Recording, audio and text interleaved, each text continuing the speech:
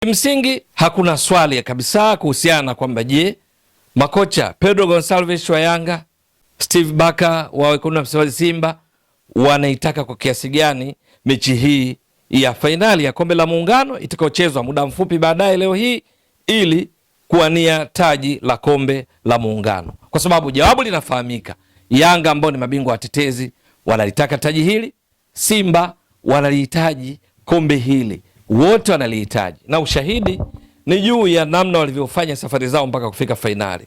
Kwa utaratibu wa michuano, wote walianzia mechi za robo fainali, wakacheza nusu fainali na sasa wako fainali.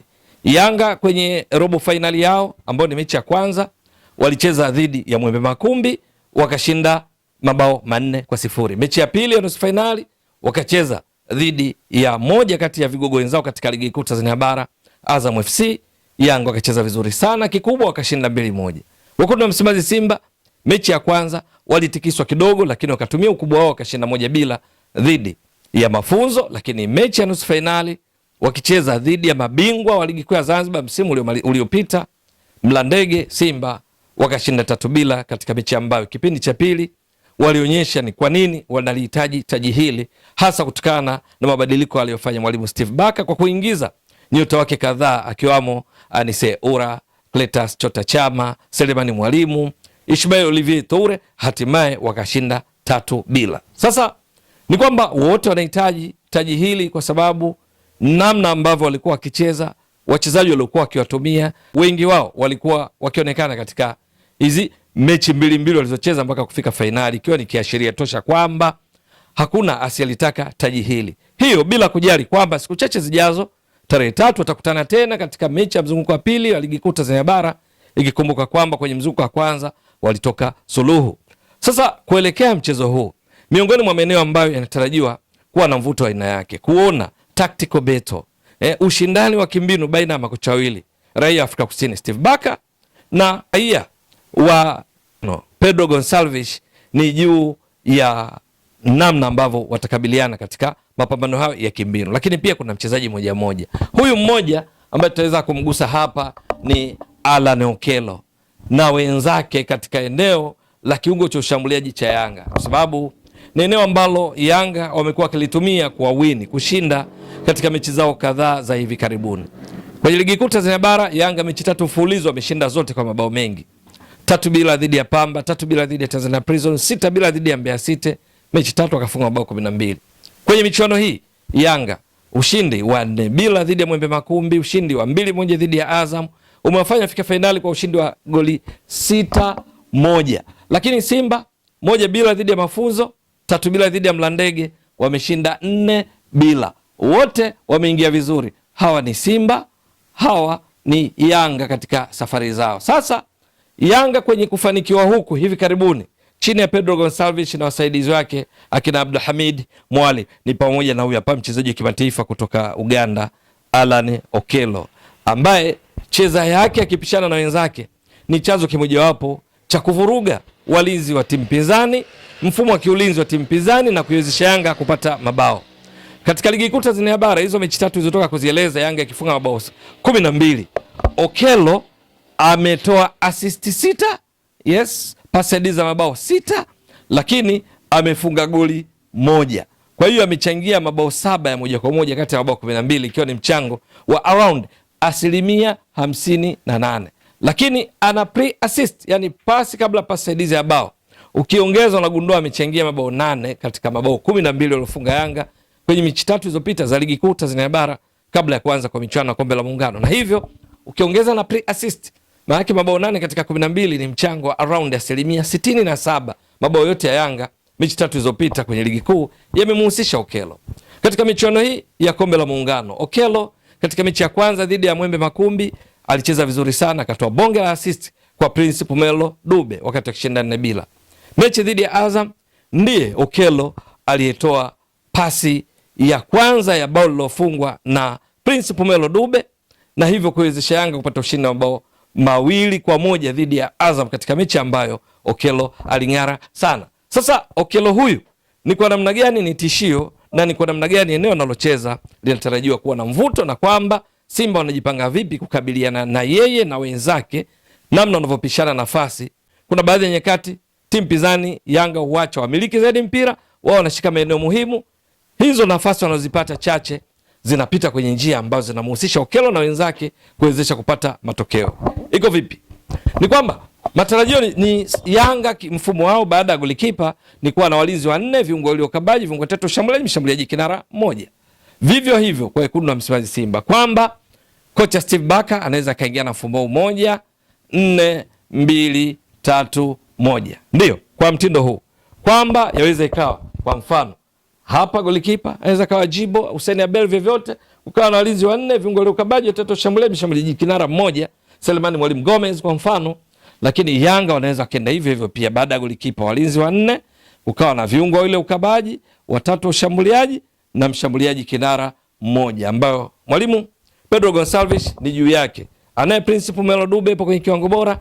Depo amesharejea na alionekana katika mechi iliyopita ya Kombe la Muungano aliocheza dhidi ya Azam kuelekea mwishoni mwa mchezo. Sasa hapa pa Okello utata unakuja vipi? Ni kwamba Yanga kwenye kucheza kwao, huu ni upande ambao huwa wanautumia kuwadhuru sana wapinzani.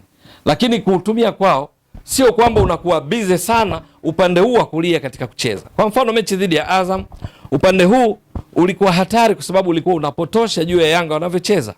Ndio, kwamba huyu beki wa kulia kwa mfano mechi dhidi ya Azam, Izra Patiki Mwenda, hakuwa akipanda panda sana kulinganisha na Shadrack Sakaboka au anapocheza Mohamed Hussein Shabalala.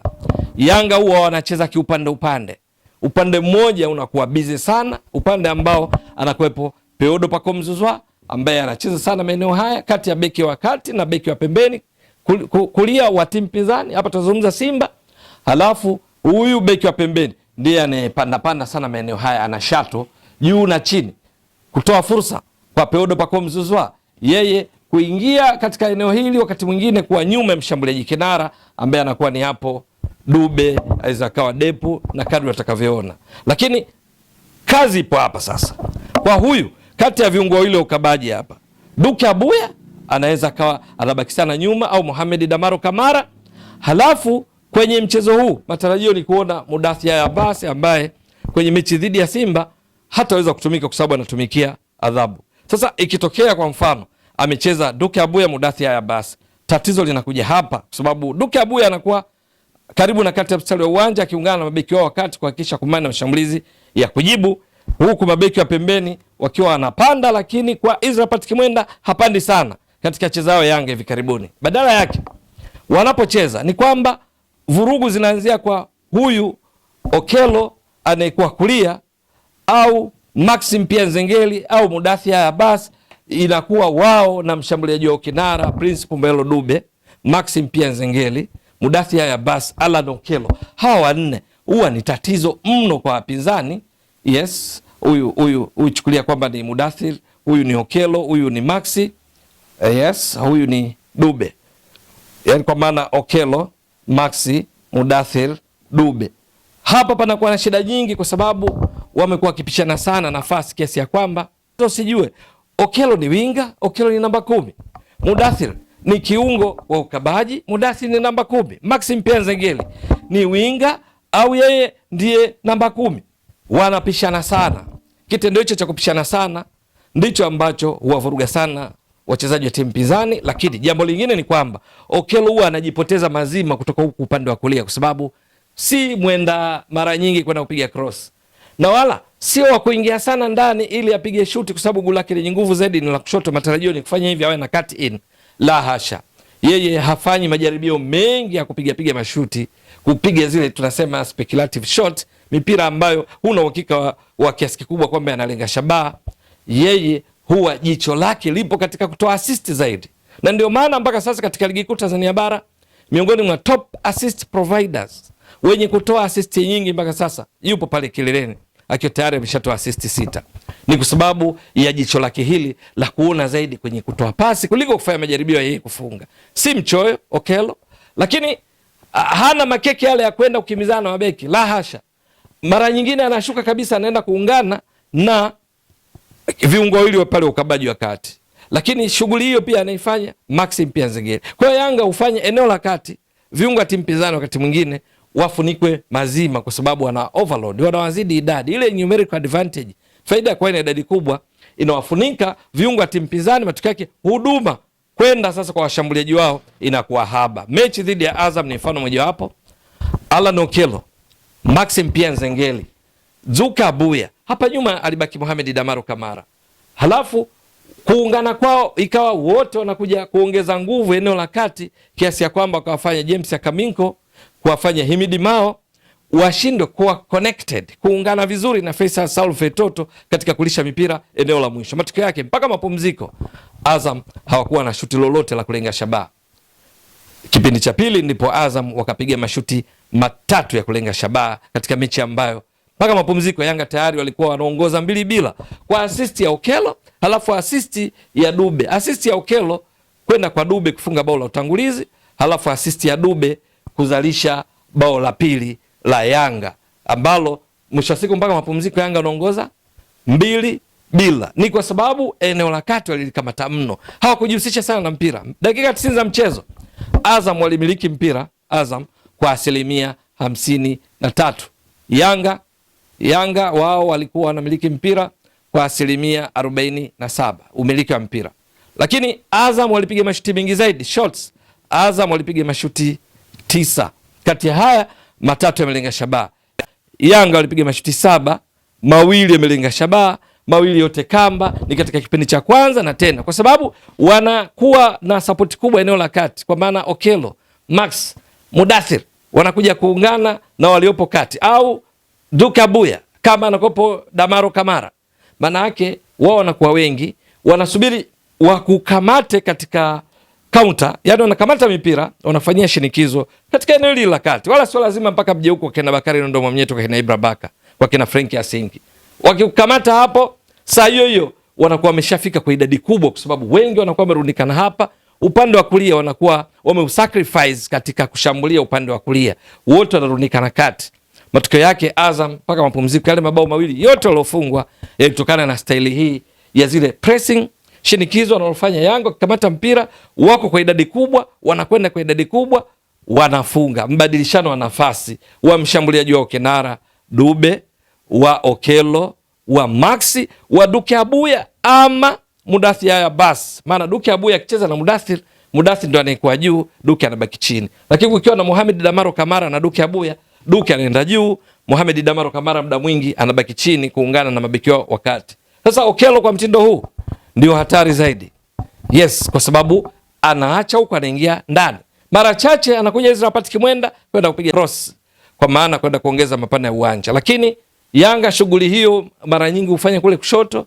Shadrack Kisaka Boka, Mohamed Hussein Shabalala wanaungana na Pedro Pako Mzuzwa bize, lakini wakikufanya nyinyi sasa mjikute mmeacha vinafasi huko ambavyo mara moja Israel au hiki kikundi cha watu hatari katika kuvuruga wapinzani kwa sababu ya mbadilishano wao nafasi. Tunasema zile rotational movements baina yao, usijue nani anacheza nafasi ipi kati ya Maxi, Okello. Ni ngumu sana kujua katika dakika 90 za mchezo nani anatekeleza jukumu lipi, kwa sababu muda mwingi wanabadilishana nafasi na wanajuana kwa sababu hawagongani. Ukiona Okello ameingia, Max tayari ashachukua jukumu lingine, au Pacome Zouzoua huyo wa kushoto anakuwepo hapa nyuma ya mshambuliaji kinara, huyo Dube anaweza kujikuta ndo anayekuja huku kulia katika kujenga mashambulizi, kiasi ya kwamba mnavurugwa. Sasa nimemtaja sana Okello kwa upekee kwa sababu ndiye top assist provider, na kwenye michuano hii ameshaonyesha uwezo huo.